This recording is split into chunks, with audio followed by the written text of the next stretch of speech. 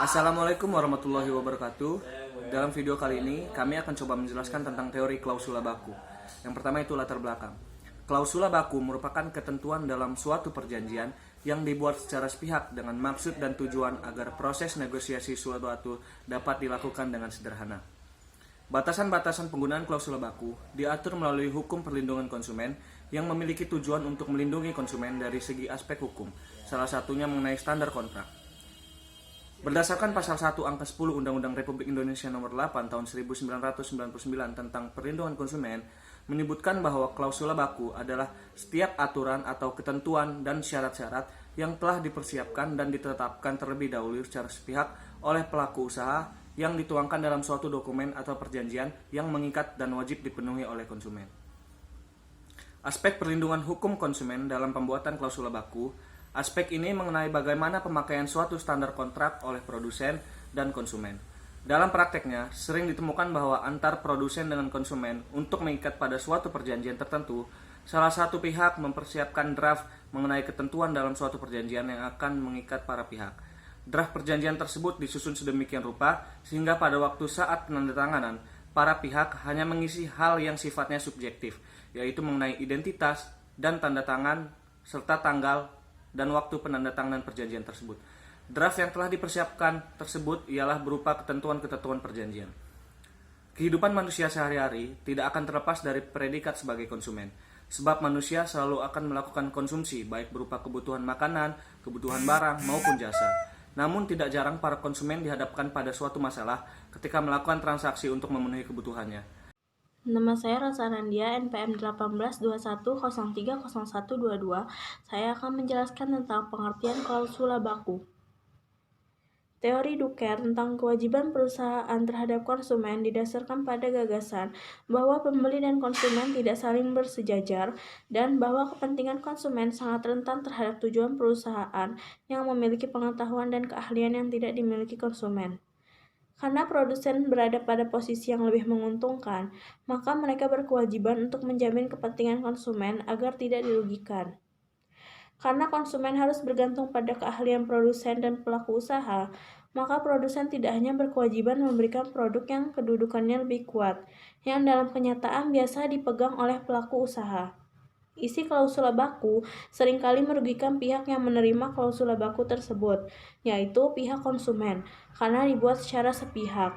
Bila konsumen menolak klausula baku tersebut, ia tidak akan mendapatkan barang ataupun jasa yang dibutuhkan, karena klausula baku serupa ditemukan di tempat lain. Hal tersebut menyebabkan konsumen lebih sering setuju terhadap isi klausula baku walaupun memojokkan. Bagi para pengusaha, mungkin ini merupakan cara mencapai tujuan ekonomi yang efisien, praktis, dan cepat. Tetapi bagi konsumen justru merupakan pilihan yang tidak menguntungkan karena hanya dihadapkan pada suatu pilihan, yaitu menerima walaupun dengan berat hati. Istilah perjanjian baku merupakan terjemahan dari standar kontrak. Baku berarti patokan dan acuan. Mariam Darus mendefinisikan perjanjian baku adalah perjanjian yang isinya dibakukan dan dituangkan dalam bentuk formulir. Hondius merumuskan perjanjian baku sebagai konsep janji-janji tertulis yang disusun tanpa membicarakan isi dan lazimnya dituangkan dalam perjanjian yang sifatnya tertentu. Pertama, perjanjian dibuat secara sepihak oleh mereka yang berkonsumsi relatif dan lebih kuat dari konsumen. Kedua, konsumen sama sekali tidak dilibatkan oleh menentukan isi perjanjian. Ketiga, dibuat dalam bentuk massal dan tertulis. Keempat, konsumen terpaksa menerima isi perjanjian karena didorong oleh faktor kebutuhan. Undang-Undang Perlindungan Konsumen mendefinisikan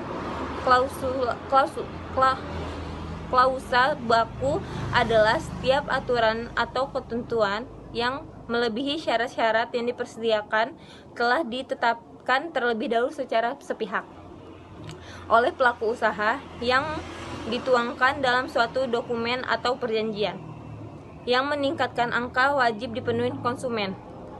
Pasal 1 angka 10 Undang-Undang Perlindungan Konsumen.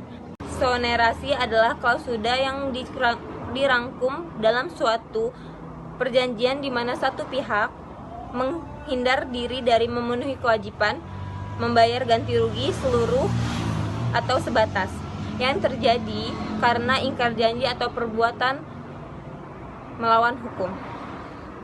Perjanjian baku dengan klausa ekstonasi pada prinsip hanya menguntungkan pelaku usaha, merugikan konsumen. Karena klausanya tidak seimbang dan tidak mencerminkan keadilan, dominasi pengusaha lebih besar dari yang dibandingkan menerima perjanjian. Klausa tersebut begitu juga karena dorongan kepentingan dan kebutuhan. Beban yang seharusnya dipikul oleh pelaku usaha menjadi beban konsumen karena adanya klausula ekstonasi tersebut. Perjanjian eksonarasi yang membebaskan tanggung jawab seseorang pada akibat hukum yang terjadi karena rangkuman pelaksanaan kewajiban-kewajiban yang diharuskan oleh perundang-undangan, antara lain tentang masalah ganti rugi dalam hal peraturan yang dibuat ingkar janji. Ganti rugi tidak dijalankan apabila dalam persyaratan eksonarasi tercantum hal itu akibat kedudukan para pihak yang tidak seimbang, maka pihak lemah biasanya tidak berada dalam keadaan yang betul-betul bebas untuk menentukan apa yang dia inginkan. Posisi yang lebih kuat biasanya menggunakan kesempatan tersebut untuk menentukan klausula-klausula tertentu dalam perjanjian baku, sehingga perjanjian yang seharusnya dibuat ditentukan lagi oleh dibentuk perjanjian lagi karena formal dan isi perjanjian telah dirancang oleh pihak kedudukan yang lebih kuat. Oleh karena itu, yang merancang format dan isi perjanjian adalah pihak yang memiliki kedudukan yang lebih kuat. Tentu saja dapat dipastikan bahwa perjanjian tersebut memuat. Terima kasih.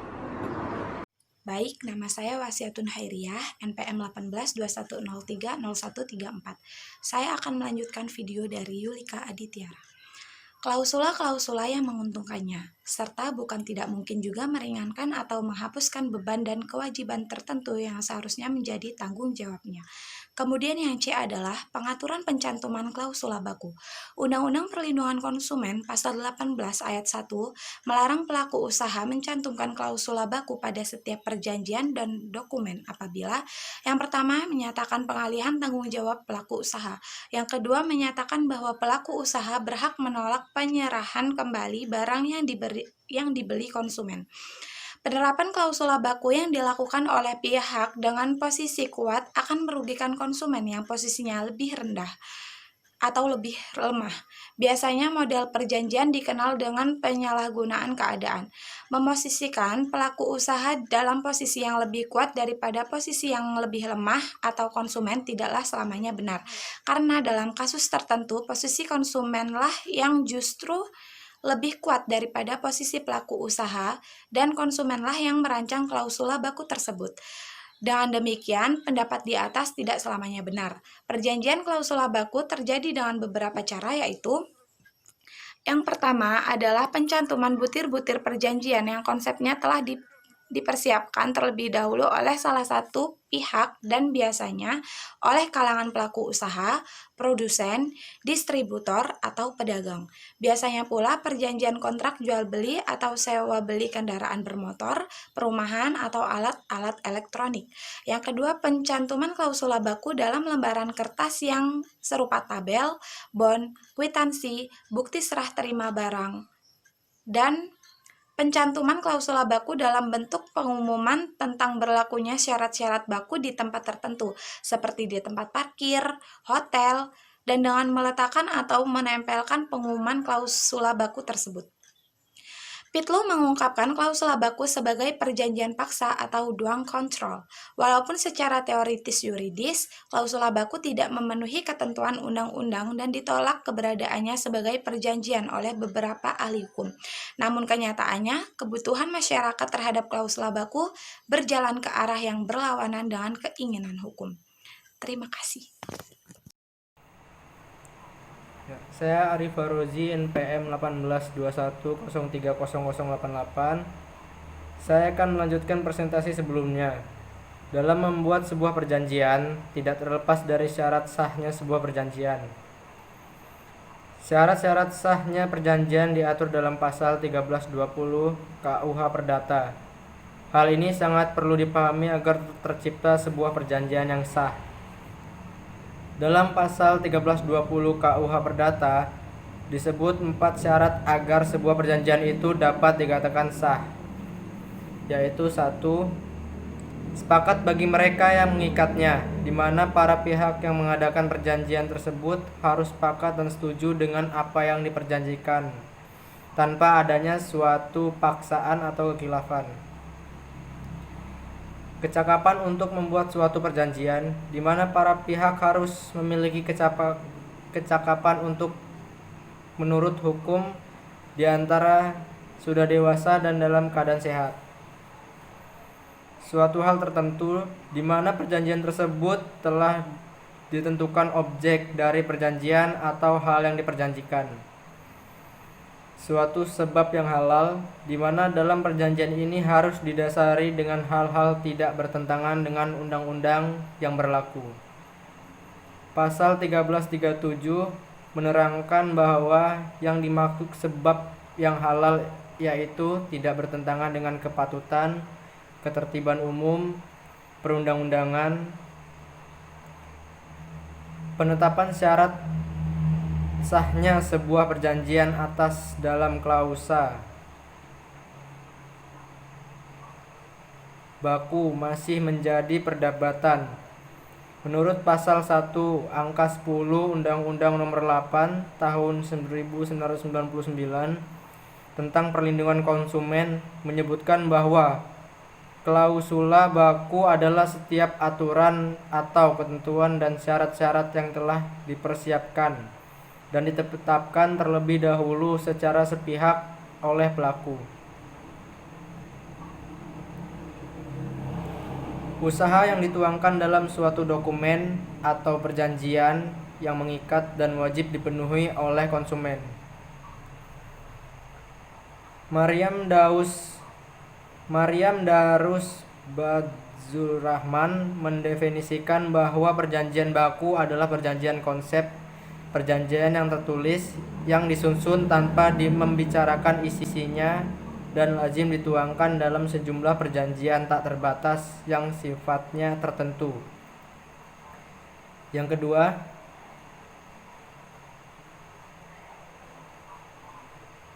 namun yang menjadi pertanyaan, apakah klausula baku sah sebagai perjanjian? Beberapa sarjana hukum mengatakan hal itu sah. Stein berpendapat bahwa perjanjian baku dapat diterima sebagai perjanjian berdasarkan fiksi adanya kemauan dan kepercayaan yang membangkitkan kepercayaan bahwa para pihak yang mengikat dirinya pada perjanjian itu. Jika debitur menerima dokumen perjanjian itu, berarti ia secara sukarela setuju pada isi perjanjian itu. Pendapat lain yang mengatakan sah, yaitu Hondius berpendapat bahwa perjanjian baku mempunyai kekuatan yang mengikat berdasarkan kebiasaan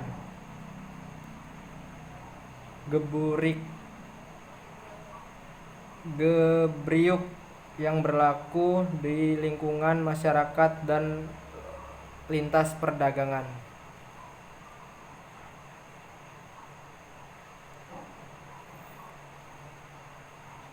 Kemudian dipertegas